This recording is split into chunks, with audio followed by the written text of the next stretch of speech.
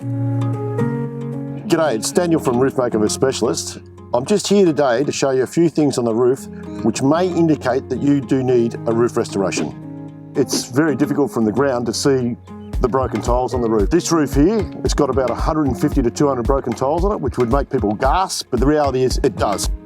There's one here, one here, one here. They're all over the roof. They need to be replaced or the roof could leak and become a fire hazard. So you can see there's been some sort of a repair done here. This is what the cheap and nasty guys do. And when they use their paint on a roof, they paint over this, you won't see it. The reality is water runs down this seam down here, which I've nicknamed a water vane, right? You put this in here, this cement, well, you've blocked it. This roof here probably originally had 20 or 30 of these done on the roof with 20 or 30 broken tiles. Now it's 150 to 200 broken tiles. You know, this is the type of workmanship you get when you spend 3 or 4 grand. Try and think of the bedding. The bedding is the thing that holds the cap down in the wind. So the bedding is like the cake and the pointing is like the icing on the cake. There's no strength in the pointing. So this roof is what we deem a full rebed. You can see the caps are loose, like you just peel them off. They're all loose, right? It doesn't matter where you go. You don't want water getting in a storm with a cap off your roof. Swing around over there, we can see that this roof's got a tarp on it because the caps have done exactly that. They've flipped off the roof in a storm.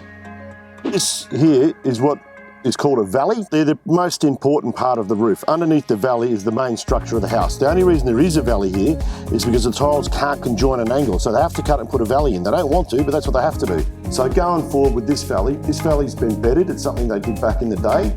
Today we don't do that. We put valley seal in. It's a material that looks a bit like a sponge, and it comes in rolls, and it's got a tar product attached to it, so it sticks to the tile and it sticks to the valley iron. As long as the valley iron's in good shape, it'll stick to it spot on. And the good news is it lasts forever. It allows the roof to expand and contract, and it also aerates the roof. So a really good product, and that's what we use going forward. So on this roof, what we're going to be doing is what we call a full restoration, which means we are going to replace all the bedding, which is the cement underneath the caps, the structural part of the roof, which holds the roof together in winds. Then we're going to repoint it, which means we're going to put a product along the side of it, which is called Flexi Point.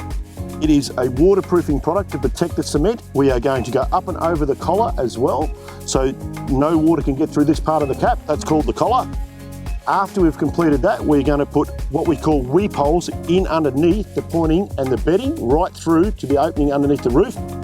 What that allows is any water that's inside this roof will condensate. It will allow it to escape. Water cannot get back through those weep holes. It can only get out, and that's the job done properly. Just to rehash everything, we'll go over it, exactly what does take place on a roof restoration. Obviously, first things first, safety. We put the handrail up so the guys are safe on the roof and you're abiding by the rules and regs of OH&S. The second thing that we do to the roof is we change out all those broken tiles, and there's quite a few on this one, obviously, so it's a fair bit of labour involved in that.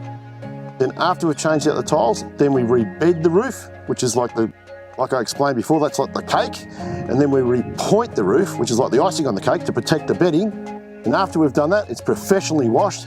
Most crucial part, right? Professionally washed. Then my trade supervisor comes in, he checks the roof before the boys can spray it. Then they seal it with a premium sealer and 2 coats of certified premium resin. The best products available on the market are used. We don't skimp on anything, and every box is ticked.